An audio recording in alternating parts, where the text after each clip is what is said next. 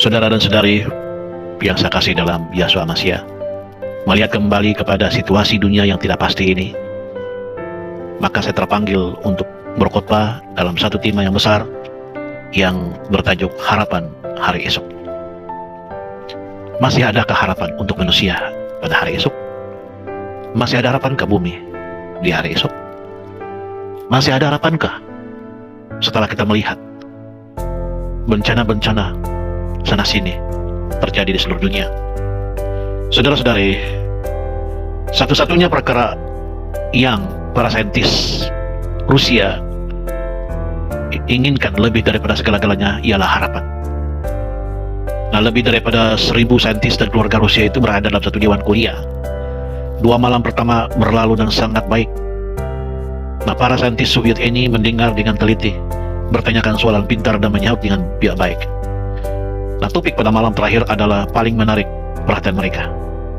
Mereka ingin tahu di dalam dunia nuklir di mana manusia mempunyai keupayaan untuk memusnahkan kebanyakan kehidupan di planet bumi ini, masih ada harapankah bagi manusia di masa akan datang?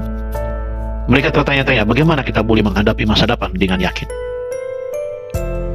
Bolehkah kita bergerak maju ke masa depan dengan jaminan bahwa satu dunia baru akan tiba, atau adakah kita menuju ke hari kiamat? Inilah persoalan mereka. Tetapi saudaraku, Rasul Paulus terutamanya adalah seorang rasul harapan. Ketika menulis kepada gereja di Roma, dia mendorong para anggota dengan kata-kata berikut. Dia memberikan mereka satu harapan, dan harapan ini adalah daripada Yahweh sendiri. Segala yang tersurat pada masa dahulu adalah untuk menjadi pengajaran bagi kita, supaya melalui kesabaran dan penghiburan daripada kitab suci itu kita mendapat harapan. Roma pasal yang ke-15 ayat yang ke-4.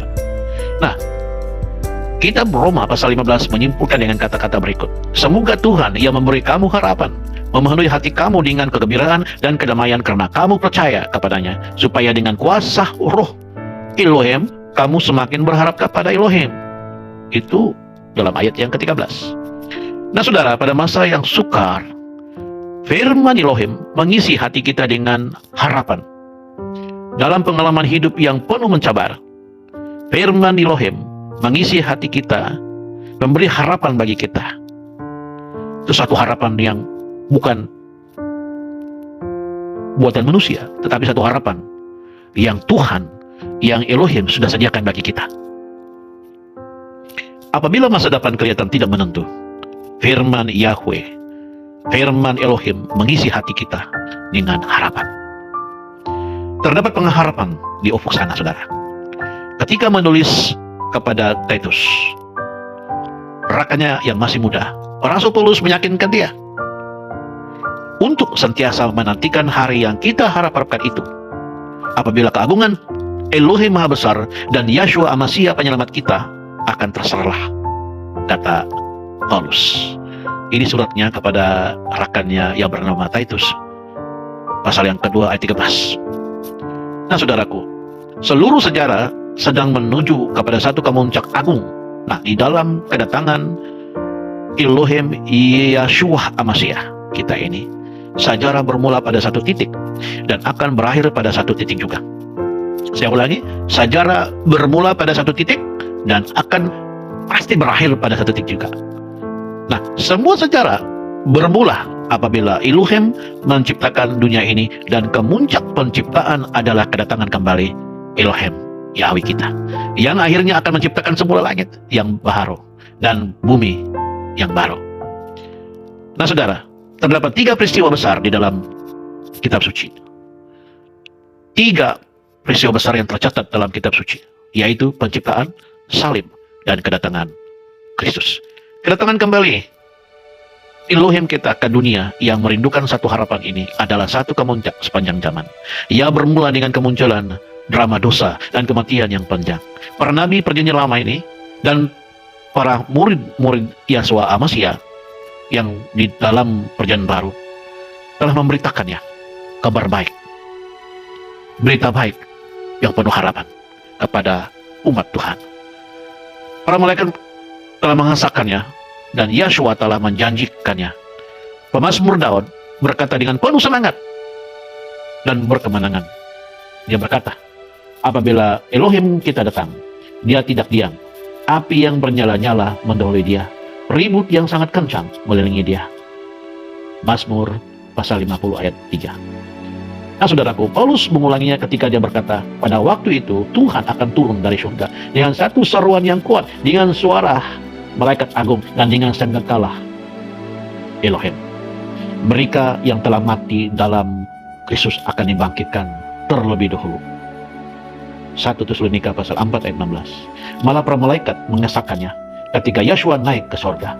Ketika murid-murid itu merengkangkan leher mereka dan menjulingkan mata mereka kepada Elohim yang sedang menaik tinggi ke atas sambil menegada ke langit, dua malaikat berdiri di situ dan berkata, "Hai Galilea, hai orang Galilea." Ya, begitu bunyinya. "Mengapa kamu berdiri mengadah ke langit? Yeshua yang kamu lihat terangkat ke surga akan kembali lagi dengan cara yang sama seperti yang kamu lihat tadi." Ini tercatat dalam Kisah Para Rasul pasal 1 ayat 12. Yeshua sendiri telah berjanji dia akan datang kembali apabila dia menyatakannya dengan jelas kepada murid-muridnya. "Aku akan datang kembali." Kata-katanya ya, ini tercatat dalam Injil Yohanes pasal 14 ayat 3. Nah saudara, kedatangan Kristus, kedatangan Hamasia kedua kali adalah jawaban bukangan kepada soalan-soalan besar tentang kehidupan. Isu-isu yang sukar kita pahami yang nampaknya tidak punya penyelesaian. Nah saudara, kedatangan Kristus kedua kali dan pertanyaan besar dalam hidup. Ya, kedatangan Kristus kedua kali merupakan satu penyelesaian terhadap masalah kesunyian, rendah harga diri, kekecewaan, keputusasaan, dan kekosongan yang sentiasa meringkik di dalam hati kita. Jauh di dalam hati setiap manusia adalah satu keinginan untuk mencintai dan dicintai. Kita telah dicipta untuk dapat mengalami cinta yang tidak bersyarat, yang bukan berdasarkan kepada apa yang kita lakukan, tetapi atas siapa kita. Ya, ambil perhatian.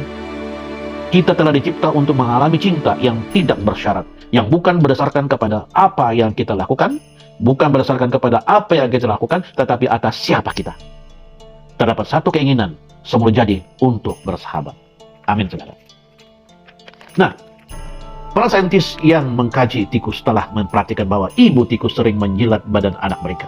Pada mulanya, para saintis ini berpendapat bahwa perbuatan tikus ini berupa satu tindakan memandikan anaknya. Namun semakin mereka mengkaji fenomena ini, semakin mereka mendapati bahwa ibu tikus itu bukan memandikan anaknya. Sebaliknya, ia menunjukkannya kasih sayangnya. Tindakan menjilat badan anaknya berupa satu bentuk pelukan. Kajian seterusnya menunjukkan bahwa apabila anak tikus dipisahkan daripada indungnya, masa-masa ia masih sangat muda, namun masih perlu dibakalkan dengan keperluan untuk hidup, maka mereka akan mati pada usia yang masih muda. Saudara, kita lihat nampaknya tindakan menjilat badan itu memberikan satu kesadaran rasa selamat, satu kesadaran kekitaan, satu kesadaran tentang identiti. Nah, kita semua memerlukan kesadaran ini, saudara, bahwa ada orang yang peduli. Kita harus selalu ada kesadaran bahwa ada orang memperdulikan kita. Setiap kita memiliki satu kerinduan untuk disayangi tanpa syarat, untuk diterima seadanya kita, tanpa mengambil kira dari mana kita datang atau apa yang telah kita lakukan pada masa lalu. Tercatat dalam Wahyu pasal 21 ayat 3.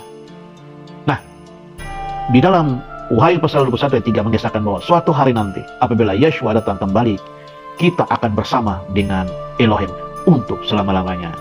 Rasul Yohanes dengan penuh sukacita berseru, "Lihatlah, kemah Elohim ada di tengah-tengah manusia, dan dia akan diam bersama-sama dengan mereka. Mereka akan menjadi umatnya, dan dia akan menjadi Elohim mereka." Kemah Elohim adalah tempat tinggal Elohim sendiri. Yohanes menjanjikan bahwa suatu hari nanti kita akan tinggal bersama dengan Elohim untuk selama-lamanya. Saudara dan saudari, kita tidak dicipta untuk hidup terpisah daripadanya. Kita telah dicipta untuknya. Dia akan mengisi kekosongan di dalam hidup kita, seperti yang dikatakan dengan sungguh oleh Augustine, seorang yang hebat berabad-abad yang lalu. Dia berkata, "Tuhan, Elohim, kami telah dicipta untuk Engkau, dan hati kami tidak akan mendapat perhentian, sehingga mereka mendapatkan perhentian di dalam." Jawaban utama kepada masalah kesepian kosmik ini, kepada kesunyian yang di dalam hati kita, adalah kedatangan Hamasia, kedatangan Kristus. Apabila kita berada di dalam hadirat Elohim selama-lamanya. Amin, saudara. Dia yang paling mengenali kita, adalah yang paling mengasihi kita, dan akan segera datang kembali untuk membawa kita pulang bersamanya. Kita boleh menanti-nantikan kepada satu masa depan yang cerah dengan janji-janji Elohim. Yaitu apa, saudara? Suatu masa depan selamanya bersama Dia. Kita bukanlah satu bintik kecil di dalam alam semesta ini. Kita telah dicipta untuk persahabatan dengan Tuhan, dengan Elohim yang telah menciptakan kita. Kita punya satu tempat untuk dimiliki. Saya ulangi, kita punya satu tempat untuk dimiliki. Suatu hari nanti kita akan melihat Dia, muka dengan muka.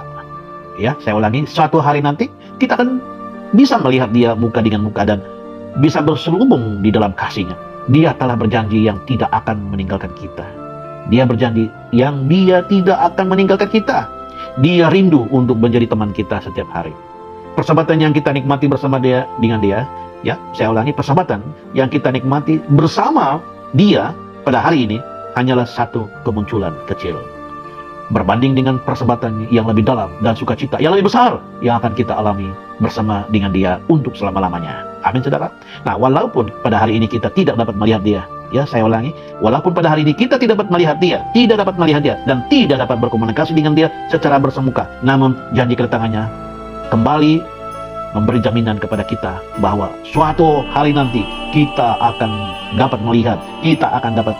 melihat, Dia dan tinggal bersamanya selama-lamanya. Amin.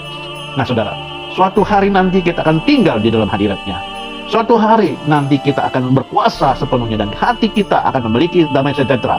Suatu hari nanti, saya ulangi, suatu hari nanti tiada lagi rasa rindu yang di dalam untuk dikasihi sepenuhnya tanpa sebarang bintik pemisah. Ya, saya ulangi, saudara. Suatu hari nanti tiada lagi rasa rindu yang di dalam untuk dikasihi sepenuhnya tanpa ya sabaran bintik pemisah.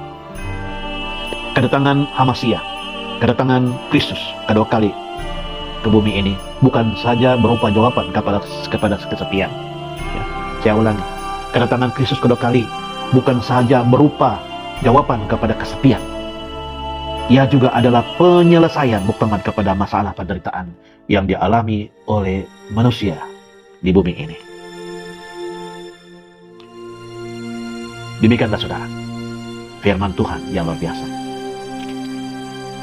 Maka itu saya akhiri khotbah ini dengan memberikan satu kesimpulan bahwa ada harapan kita di masa depan. Dan dijelaskan tadi bahwa Elohim Yahweh yang eka akan datang kembali ke bumi ini.